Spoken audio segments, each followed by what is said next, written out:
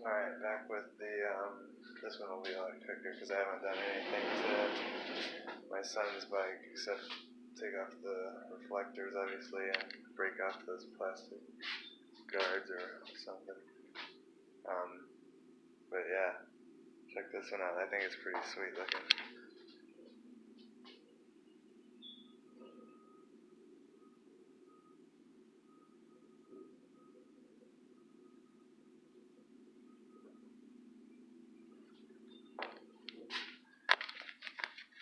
So this is a Hyper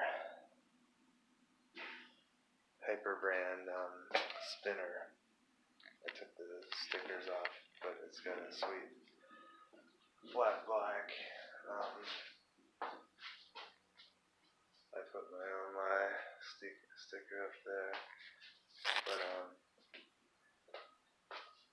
it's pretty pimpin', and you're not gonna believe what I bought this for. So it was like almost coming into spring after winter, and I knew we needed some bikes to cruise around town on or whatever, and with nothing too crazy, and so I went to Wally and started looking around, and this one started out at $89, I think.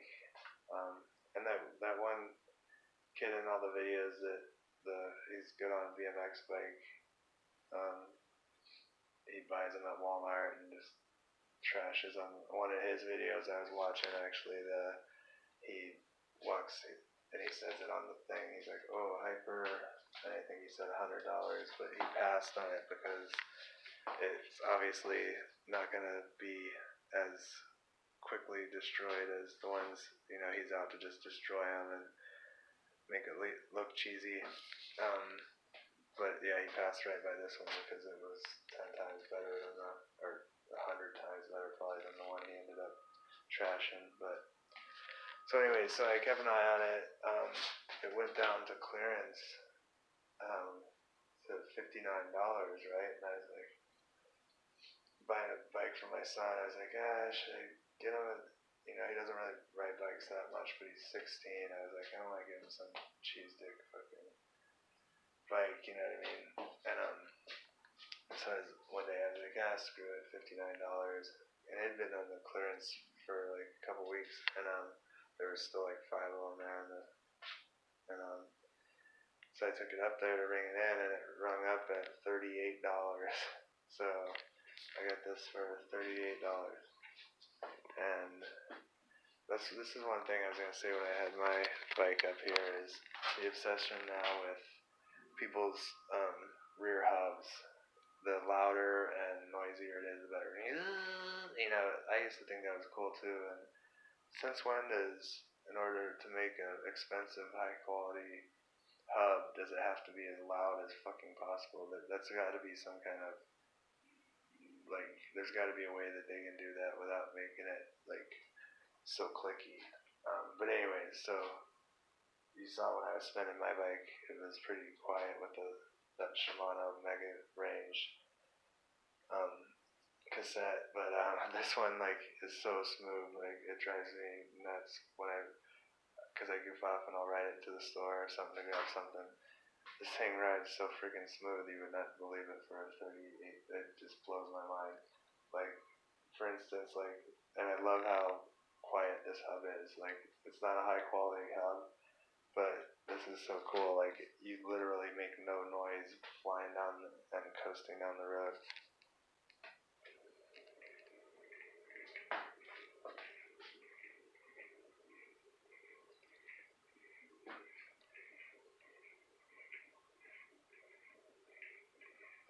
I mean, there's some noise, but that's just because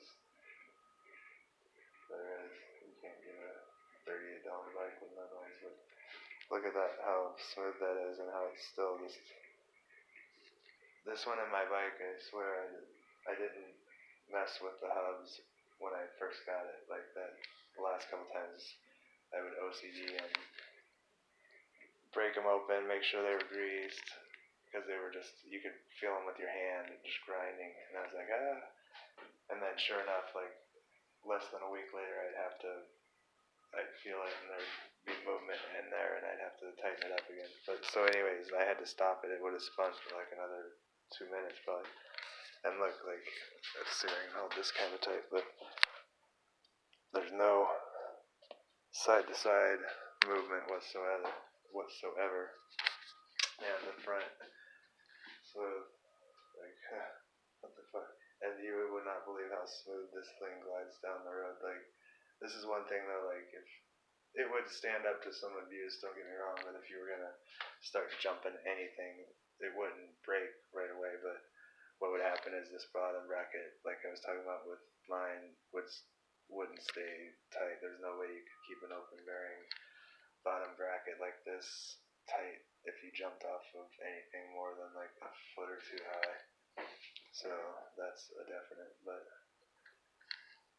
yeah, other than that, and the pedals that came with this, believe it or not, like I haven't seen many Walmart cheap bikes that came with decent alloy pedals. The only thing is they don't see how they come with. There's not much grip there. Wonder if I could like do a DIY. What's that called when you do stuff? But anyways, like a epoxy, like put little epoxy. I had to fix my Odysseys like that. I should have showed you that. But anyways, so one of these days I'll show you a ride on both bikes, and you'll be blown away how smooth these things are. But like I said, you gotta know what you're doing. It's not easy. Those that know, getting open bearing, everything, wheels set up to run super smooth, and getting cheap stuff as dialed as you can get isn't easy.